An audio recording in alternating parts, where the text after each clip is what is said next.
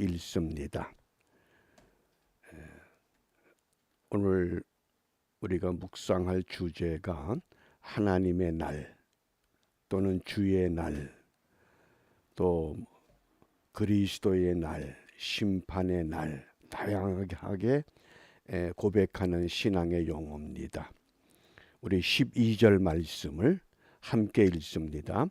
하나님의 날이 임하기를 바라보고 간절히 사모하라. 그 날에 하늘이 불에 타서 풀어지고 체질이 뜨거운 불에 녹아지려니와. 아멘. 제가 학생 때 당시 교회의 표어들이 자주 인용하던 그 성구가 초대교회로 돌아가자. 거의 모든 교회들이 마치 초대교회로 돌아가는 것처럼 그렇게 가르치고 깨우쳤던 때가 있습니다. 그런데 요즘에는 초대교회로 돌아가자는 그런 슬로건이나 표어가 거의 사용되질 않습니다. 근데 왜 그랬을까?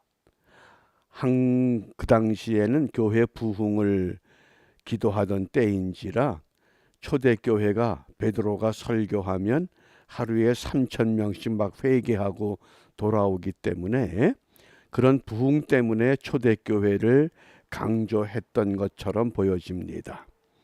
그런데 초대교회의 기본 신앙은 부흥이 아닙니다. 초대교회의 그 사도들, 성도들은 주님의 재림을 기다린 겁니다. 주님 다시 오는 것 때문에, 그것 때문에 아직 주님을 영접하지 못한 그 사람들을 보면서 안타까워했다는 겁니다. 그게 부흥의 동기가 됐지 부흥이 목적이 아니었습니다. 오늘 말씀이 그렇습니다. 이 마지막 때가 되면 거짓 교사들이 일어나서 이 이단 신앙을 깨우칩니다. 주의 날이 언제 오느냐? 수천 년 동안 모두 먹고 마시고 놀고 즐기는데 언제 그런 날이 오느냐? 그리고 거짓 교사들이 등장하기 때문에 오늘 이 사도 베드로는 베드로 후서를 마감하면서 하나님의 날이 임하기를 바라보고 간절히 사모하라. 주님의 날을 사모하라고 부탁합니다. 이것을 좀 더 구체적으로 보면 10절 말씀입니다. 함께 읽습니다. 그러나 주의 날이 도적같이 오리니 그 날에는 하늘이 큰 소리로 떠나가고 체질이 뜨거운 불에 풀어지고 땅과 그 중에 있는 모든 일이 드러나리로다. 아멘. 그런 날이 반드시 온다고 하는 것을 경고한 겁니다. 주의 날이 기다려집니까? 정말 우리가 예수를 믿지만은 주의 날을 기다리는 것보다도 이 땅에서 좀 더 편하게, 좀 더 호화롭게 지내는 것을 더 사모하는 줄 압니다. 14세기 벨기에에 그 레이몬드 3세라고 하는 유명한 통치자가 있었습니다. 얼마나 세월이 좋은지 매일 잔치를 벌이고 먹고 마시고 즐기는 것만 좋아합니다. 그러다 보니 백성들의 원성이 점점 높아졌습니다. 그러다 결국은 그 레이몬드 3세 동생이 쿠데타를 일으켜서 형을 죽이지는 못하고 아주 특별한 감옥에 가두었습니다. 그 감옥에 가두면서 이렇게 사람들에게 공포했습니다. 감옥에서 나오는 분이 아주 적습니다. 만일 형이 이 문으로 다시 나오면 내가 왕위를 물려주겠소. 그리고는 그 다음 날부터 온갖 맛있는 산의 진미 음식을 매일같이 넣어줍니다. 그러니까 그 감옥에서 얼마나 좋아요. 매일같이 먹고 즐기고 놉니다. 그러니까 몸은 점점 뚱뚱해진 겁니다. 도저히 그 문으로 나올 수가 없어요. 왜 그렇습니까? 이게 식욕에 사로잡혀서 결국은 그 감옥에서 죽고 마는 겁니다. 주의 날은 도적같이 온다고 분명히 말씀합니다. 그런데 주의 날이 보이지 않잖아요. 우리가 지금 탐욕에 붙잡혀 있습니다. 잘못된 가르침에 우리가 흔들리고 있습니다. 그러나 성경은 한마디로 말하면 기다림의 책입니다. 구약에서는 누굴 기다립니까? 메시아. 신약에서는 누굴 기다립니까? 다시 오실 메시아. 분명히 주의 날이 도적같이 올 것이다. 그래서 그 날이 되면 하늘이 큰 소리로 떠나가고 하나님이 만드셨던 하늘과 땅이 완전히 새로운 모습으로 회복될 것을 오늘 우리에게 말씀하신 겁니다. 그런 날이 기다려집니까? 그 플로리다 주에 슈미트 일가라고 하는 가족이 있었는데 이 가족들이 역사책을 굉장히 좋아했다고 합니다. 그래서 가족들이 역사책을 읽는데 역사책에 어떤 기록이 있느냐? 스페인의 배가 플로리다 그 어느 앞바다에 침몰되어 있다고 하는 역사의 기록을 읽게 됐습니다. 그래서 그때부터 모든 가족들이 그 스페인의 그 배를 찾아내자. 왜? 거기에 온갖 보화가 실려 있었다고 하는 이 아메리카 대륙에 있는 보화를 스페인으로 옮기는 도중에 그 배가 침몰했다고 하는 역사적인 기록입니다. 근데 그 배가 1715년 플로리다 어느 앞바다에 빠졌다는 겁니다. 상상해 보세요. 가족들이 일은 하지 않고 모두 그 배만 찾아다니는 겁니다.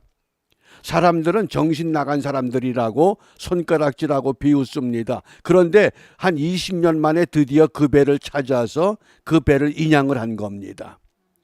수십억의 그 가치가 있는 금은 보화들이 있습니다. 그러자 플로리다 주 정부에서 이 법원에다가 고소했습니다. 이건 개인의 소유가 아니다. 이건 주 정부의 것이다. 그래서 판사가 이제 판결을 내리는데 어떻게 됐을까요? 판사의 판결이 이 가족이 다른 것 일하지 않고 이 배를 찾기 위해서 일생 동안 온 가족이 심혈을 기울여서 배를 찾았기 때문에 이것은 주 정부의 것이 아니라 슈미트 일가의 것입니다. 그때 그 슈미트 가족들을 아는 주위의 친구들이 그 법원에다가 편지를 보냈답니다. 이 가족들은 이 배를 찾기 위해서 다른 것 하지 않았습니다. 오직 배만 찾기 위해서 온 가족이 이 일에 몰두했습니다. 그러므로 그 배의 가치는 다 이 가족의 것이 되어야 합니다. 그리고 탄원서를 막 넣었다는 겁니다. 그 결과 슈미트 가족이 그 보화를 차지할 수 있었다고 하는 이야기입니다. 오늘 분명히 성경은 사도 베드로를 통해서 그날이 주의 날이 도적같이 온다고 말씀합니다. 보이지 않습니다. 그러나 이 날을 기다리는 성도들은 이 날을 볼 수는 없었지만은 반드시 올 것을 믿고 기다려야 됩니다. 어떻게 임한다고 말씀합니까? 3장 13절입니다. 함께 읽습니다. 우리는 그의 약속대로 의에 거하는 바 새 하늘과 새 땅을 바라보도다.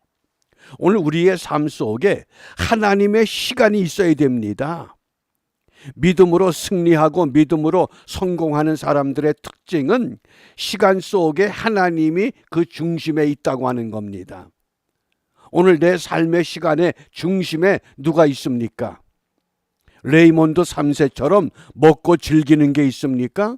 아니면 슈미트 가족처럼 그 침몰된 그 배를 찾기 위해서 관심이 어디에 있느냐? 오늘 이 초대교회 성도들은 주님이 하늘로 올라가신 것을 목격했습니다. 내가 다시 올 것이다. 얼마나 그리웠겠습니까? 주님 다시 오신데 모든 삶의 중심이 다시 오실 예수님이셨습니다. 그러니까 우리가 오늘 이 시대를 살면서도 우리의 시간의 중심에 무엇이 있어야 됩니까? 하나님이 있어야 됩니다. 그 하나님은 사도 베드로를 통해서 새 하늘과 새 땅을 바라보라고 말씀을 합니다. 그러면 새 하늘과 새 땅을 바라보는 믿음의 사람들의 삶의 자세가 어떻게 나타나야 될까요? 그것이 14절입니다. 같이 읽습니다. 그러므로 사랑하는 자들아 너희가 이것을 바라보나니 주 앞에서 점도 없고 흠도 없이 평강 가운데서 나타나기를 힘쓰라. 아멘. 점도 없고 흠도 없다. 구약의 관점에서 보면 제사에 바쳐질 흠 없는 제물을 말하는 겁니다. 예수님 다시 오실 때에 예수님 앞에 나갈 수 있는 온전한 제물이 되고 있는가? 온전한 제물의 삶을 살고 있는가? 이것을 다시 오늘의 관점에서 보면 점도 없고 흠도 없다. 점은 뭡니까? 내가 갖고 태어난 죄, 원죄를 말합니다. 우리가 점이라고 하는 것은 태어날 때부터 우리 몸에 새겨져 있습니다. 그게 원죄를 상징합니다. 흠은 뭡니까? 흠이라고 하는 것은 내가 살면서 내 몸에 새겨진 흔적입니다. 이걸 자범죄라고 합니다. 그러니까 주님 앞에서 원죄와 자범죄가 해결된 신앙, 그것이 평강 가운데서 그 평화롭게 주님이 다시 올 때 이런 모습으로 주님 앞에 세워져야 한다고 오늘 분명 우리에게 말씀하신 겁니다. 그러므로 사도 베드로를 통해서 또 사도 바울을 통해서 성경에서는 여러 번 사도 요한을 통해서도 반드시 주의 날이 올 것을 예언했습니다. 그런데 그 날이 보이질 않습니다. 우리 눈에 보이는 것은 이 세상 것이 우선적으로 다가옵니다. 그런 가운데서 레이몬드 3세를 특별한 감옥에 가둬놓고 이 문으로 나오기만 하면 다시 왕권을 물려주겠소. 그러는데도 그 먹는 것 때문에 탐욕에 갇혀서 그 문을 나오지 못했던 어리석은 레이몬드 3세와 같은 신앙의 삶을 오늘 우리가 반복하고 있는 것은 아닌가. 그러므로 우리 이 아침 시간에 우리 신앙의 흔적들을 다시 한번 뒤적여 보면서 하나님께서 저와 여러분들을 향해 원하시는 것이 무엇이냐? 하나님의 날을 간절히 사모하라. 주의 날을 예비하라. 분명 이렇게 우리에게 말씀하십니다. 이 말씀에 따라서 오늘 우리가 무엇을 기도해야 될 것인가? 오늘 18절에 보면 오직 우리 주 곧 구주 예수 그리스도의 은혜와 저를 아는 지식에서 자라가라. 예수님을 좀 더 깊이 알라. 그렇게 부탁합니다. 예수님은 어떤 분이십니까? 9절 말씀에 보면 오래 참으사 아무도 멸망하지 않고 모두 회개하기를 원하신다 그랬습니다. 이것이 예수님의 마음입니다. 세상이 점점 더 악해지고 흉악한데 왜 주님 빨리 오시지 않는가? 왜 선한 사람들이 악한 사람들에게 시달림을 받고 고통 가운데 살아야 하는가? 무엇 때문입니까? 오직 한 가지. 하나님의 형상대로 지음을 받은 모든 인생들이 예수님 앞으로 나오기를 원하십니다. 우리가 그런 마음을 가져야 됩니다. 그런 마음을 회복해야 합니다. 그래서 그 주님의 마음을 좀 더 깊이 묵상하면서 아직도 우리 주위에 얼마나 많은 잃어버린 생명들이 있습니까? 우리가 세상의 소금과 빛이 되질 못해서 그들을 끌어내질 못하는 이 안타까움, 이 절박함, 이것을 우리가 기도하면서 또 특별히 오늘 단기 선교 출발하는 그 선교팀들과 사무엘 형제 위해서 우리가 함께 기도하면서 우리가 직접 참여하진 못하지만은 우리가 기도로 참여하고 후원해서 목표한 모든 성과를 완전히 이루어낼 수 있는 은혜를 우리가 함께 경험할 수 있는 복된 하루가 펼쳐질 수 있기를 바랍니다. 기도합니다. 은혜가 풍성하신 하나님 감사합니다.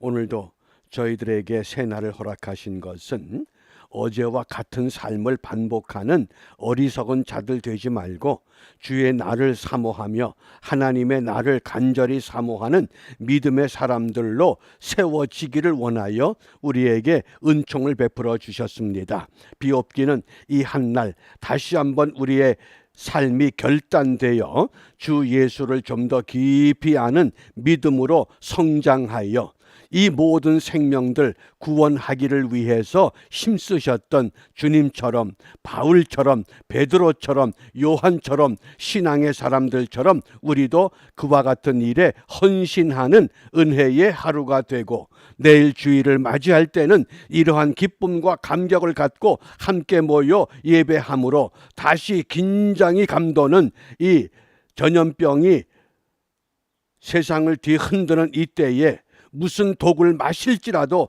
해를 받지 아니한다는 믿음의 표적이 우리 모두에게 나타날 수 있도록 축복하여 주시옵소서. 예수님 이름으로 기도합니다. 아멘.